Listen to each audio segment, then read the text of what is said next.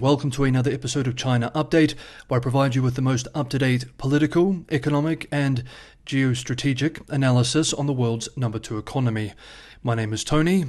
Let's jump in. Happy Saturday, everybody. Yesterday, Friday, European Union members voted to impose punitive tariffs on electric vehicles, EVs, made in China, a decision which we've been following for some time now. The tariffs, which will last for 5 years starting on October the 31st, follow an investigation into subsidies that showed Chinese EVs were disrupting the European market. The European Commission announced that it had secured the necessary backing from its EU's 27 member states. This move is seen as a victory for European Commission President Ursula von der Leyen, who, with the support of France, has been pushing for action against the influx of subsidized Chinese EVs, which are sold at lower prices. The decision, however, has sparked anger in Beijing. Obviously. Along with Germany, China has lobbied against the tariffs and filed a challenge with the WTO. In response, China launched its own trade investigations. The Chinese Ministry of Commerce criticized the ruling, saying it will take steps to protect its companies, while noting that both sides plan to continue talks on the 7th of October. Today, Bloomberg economists expressed on the news, quote, "We still think the Chinese government will probably respond proportionally to the tariffs, for instance by targeting non-auto EU imports, such as certain agricultural goods." End quote. The new EU import duties on Chinese EVs range from, for Tesla, to as much as 35.3% for companies such as SAIC Motor, which did not fully cooperate with the EU's investigation. The EU argues these tariffs are necessary to counter the effects of Chinese subsidies, which allow their EVs to be sold more cheaply than local models in Europe. Although this marks a major step in the EU-China trade dispute, it is far from over and could potentially trigger a broader trade war. Negotiations between the two sides continue, despite limited progress so far. The EU's decision has faced resistance from both Germany and, of course, China. German automakers like Mercedes-Benz and Volkswagen criticized the tariffs, calling for further negotiations to avoid an escalating trade conflict. Of course, German autos are heavily exposed to the China market. Industry groups in Germany, while supporting the use of trade protection, also urged both sides to keep talking to prevent the situation from worsening. The China Chamber of Commerce to the EU expressed deep disappointment with what it called, quote, protectionist trade measures. End quote. A director at the European Council on Foreign Relations said the vote, quote, marks a pivotal moment for the future of EU-China relations, end quote, adding that successful implementation of the tariffs would strengthen the EU, giving it, quote, momentum to continue addressing market distortions, critical dependencies and emerging security challenges across various industries, end quote. While EV tariffs deliver on Europe's current political priorities, they are not without economic risks. Coming in the wake of a once-in-a-generation inflation shock, the prospect of future full-blown global trade wars erupting comes with the danger of renewed consumer price pressure. Today, Germany's economic minister said in a statement on Instagram, quote, "We want a level playing field and a fair playing field, but not a trade war. That is why we need a negotiated solution to the issue of countervailing duties. Together, Europe is strong. Divided, it becomes a pawn of others. And if Europe does not react as one, China's aggressive industrial war will continue in other sectors too." End quote. Although this decision from the EU signals growing alignment with the United States on its China trade policy, there are important contextual differences that make transatlantic coordination on China's economic practices even more essential. In a special report published today, US-based The Atlantic Council explains the United States and EU have approached this trade issue from different perspectives and different starting points. Quote, "Unlike the EU, the United States navigated this process more smoothly since the measures were preemptive. The United States had little prior exposure to Chinese BEV imports or US BEV exports to China, making its decisions easier." End quote. In May, the Biden administration announced a swath of tariffs on Chinese products in strategic sectors, including an increase in the tariff rate on Chinese BEVs from 25% to 100% under Section 301 of the Trade Act 1974. The administration argued that the Chinese government's subsidies in that industry contribute to unfair, non-market practices that would threaten the US auto industry and American jobs. Canada followed suit a few months later, announcing an increase from a tariff rate of 6.1% to 100% on Chinese EV imports. And more recently, in late September, the US Commerce Department proposed rules that would, quote, prohibit the sale or import of connected vehicles that incorporate certain technology and the import of particular components themselves from countries of concern, specifically the People's Republic of China and Russia, end quote, due to national security concerns. We followed all of these developments when they happened. While the United States has already moved on from tariffs to the national security issues surrounding connected vehicles, the EU, quote, understandably moved at a slower pace, end quote, in the words of the Atlantic Council piece. This is due to the differing priorities of its member states, many of which are already significantly exposed to China in this sector. Hey guys, if you enjoyed today's episode of China Update, don't forget to hit that like button. It's just me making these episodes every day. It's a lot of work, but your guys' support is a huge source of motivation. Subscribing and sharing is a huge help as well, and for those who can go the extra mile and help me keep the channel financially sustainable, Patreon and Buy Me a Coffee links are in the description below. Thank you so much, everybody, for the ongoing support. Next up, China, of course, has had a very difficult last several years, with serious structural economic challenges and an increasingly hostile international environment. It's in a very, very tough place. The debate about what China's future holds has raged in both elite and popular circles. YouTube demands that creators use very provocative thumbnails. And while I've had to play that game in order to ensure that the videos are shown to existing and new viewers, my commitment has always been that the videos themselves remain sober and grounded. On China Update, we have seen a China going through a painful, prolonged structural slowdown, facing policy challenges which, if mismanaged, could result in Japan-style stagnation or worse. And yet other commentators have been even more pessimistic, arguing that China faces both economic collapse and political disintegration. Yet others take the opposite view, arguing that China's current challenges are only cyclical and that Beijing can still achieve sustained high-level growth, which will eventually propel it to the number one place in the world in the coming decades. This debate will continue to rage on. On the channel, from time to time, I like to examine different arguments on this question from various commentators along the spectrum of opinions. Today, we will examine a cautiously optimistic view on China's future. This week, Yu Hong, a senior research fellow at the Singapore-based East Asian Institute, published a commentary called "China's Not a Fragile Country on the Brink of Economic Collapse." In it, Yu argues that while China faces both domestic and international economic headwinds, including structural issues that require difficult reforms, it is important to view its economic trajectory as a whole, recognizing both opportunities and challenges. I would very much like to hear your views on Yu's arguments in the comments section below. This should act as a good discussion. We end today's video by examining Yu's piece and quoting selected excerpts from it directly. To leader Xi Jinping, China's domestic economy is confronting thorny crises, unlike any it has experienced since the country's implementation of reform and opening policies more than 4 decades ago. China's old growth model was driven by infrastructure investment, export-oriented and energy-intensive industries, and the real estate sector.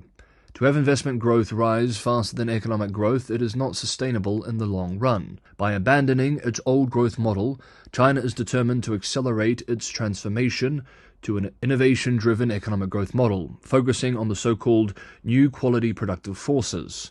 The surge in exports of many Chinese-made technology products, such as electric vehicles, EVs, batteries, and renewable energy products, is powering Chinese economic growth at home. Advancements by companies like Huawei, BYD, Baidu, and Tencent are helping to boost China's influence in the global economy. For example, BYD, a Chinese EV giant, surpassed Tesla to become the world's largest electric vehicle manufacturer in 2023 in terms of total number of cars sold. China exported 1.2 million new energy vehicles in 2023, up 77.6% year-on-year, which accounted for more than 60% of the global sales of EVs. However, flooding the global market with Chinese-made technology products has exacerbated trade tensions with Western countries and some developing countries in the global south. These countries are accusing China of dumping its overcapacity onto their markets, causing the collapse of related domestic industries and rising unemployment. According to a new report titled New Frontiers of Growth, published in 2023 by the World Economic Forum, which installed renewable energy capacity increased by 510 kilowatts globally, with China contributing over half of that increase.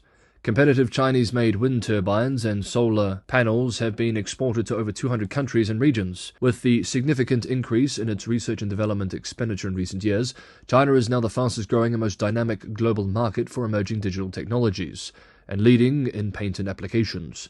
According to the 2024 Global Innovation Index of the World Intellectual Property Organization, 26 Chinese science and technology clusters made it into the list of the world's top 100 science and technology clusters, marking the highest representation by any country. In addition, according to the Australian Strategic Policy Institute study, China leads in 57 out of 64 critical technology fields in the world.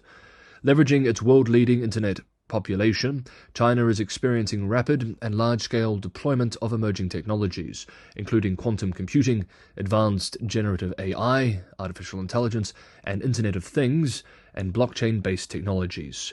China had hoped such initiatives would soften the blow of its painful shift from investment and export-led growth.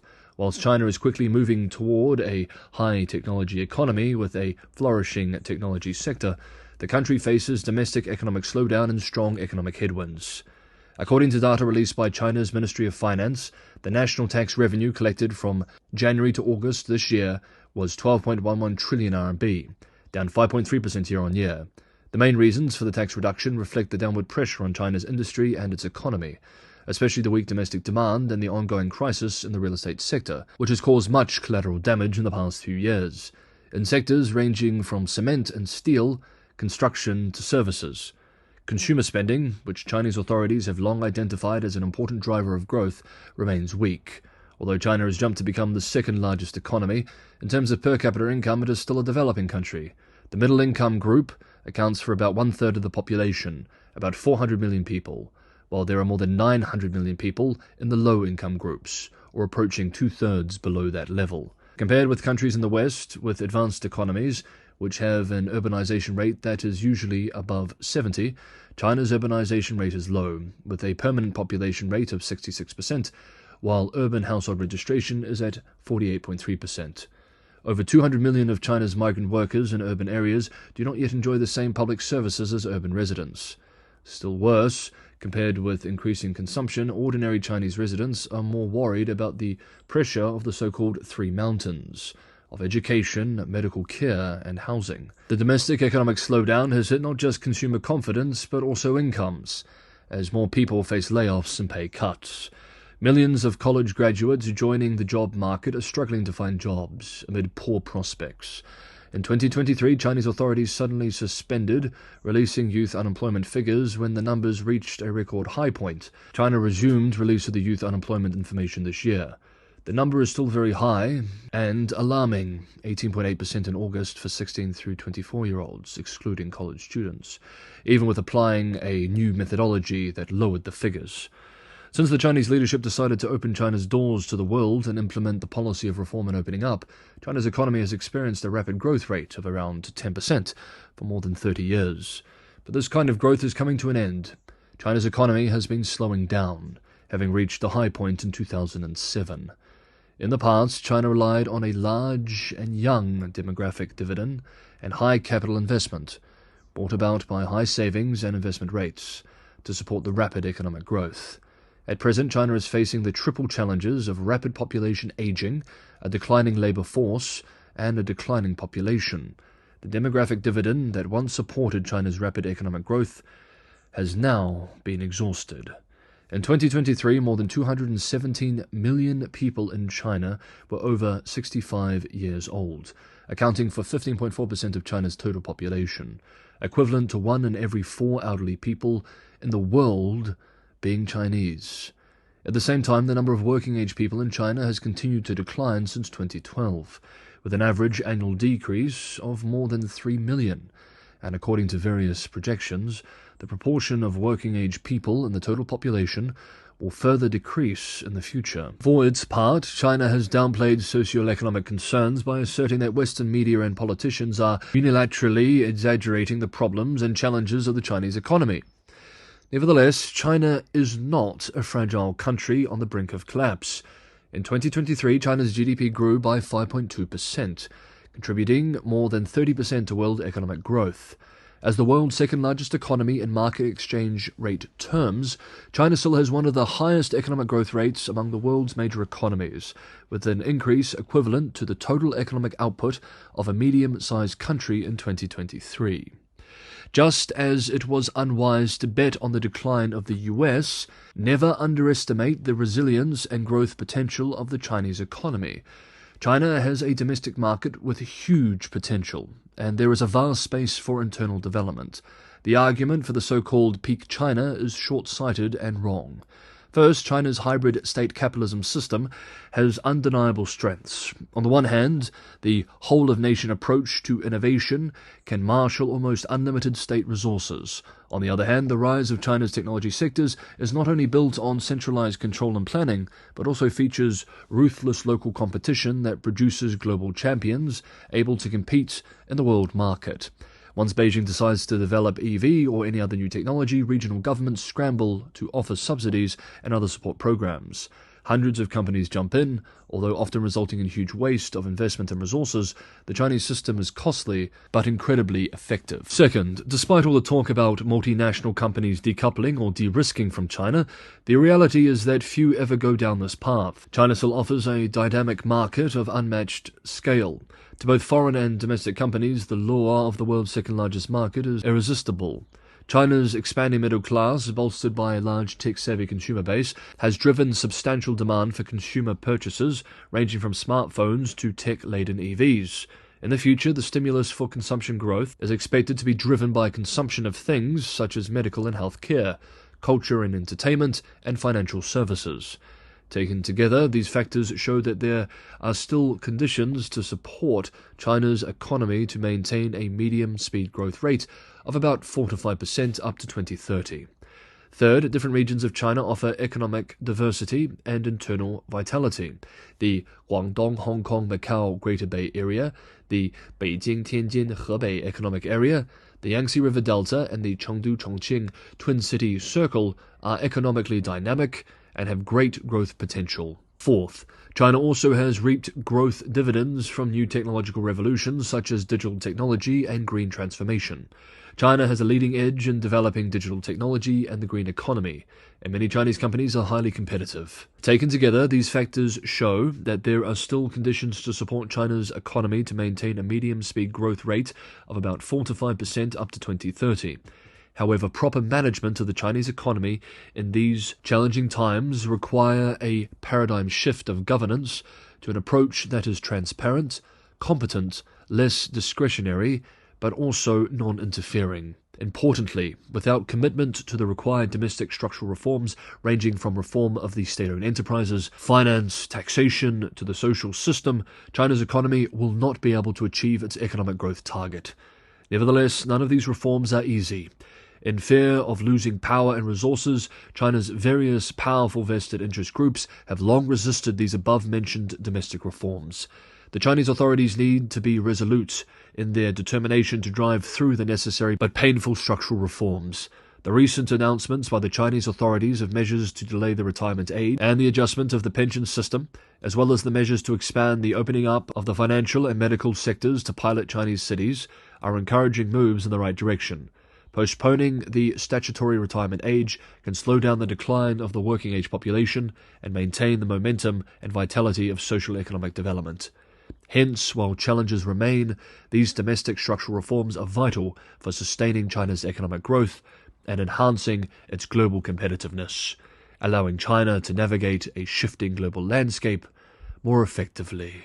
Here ends the direct quote of Yu Hong's piece and today's episode of China Update. Please let me know what you think about the developments, including this piece from Yu. Do you think his arguments are sufficiently robust? If not, please let me know your critiques below. That is today's episode. Thank you so much, everybody, for watching. Have a restful weekend, have a good weekend, and I will see you all on Monday.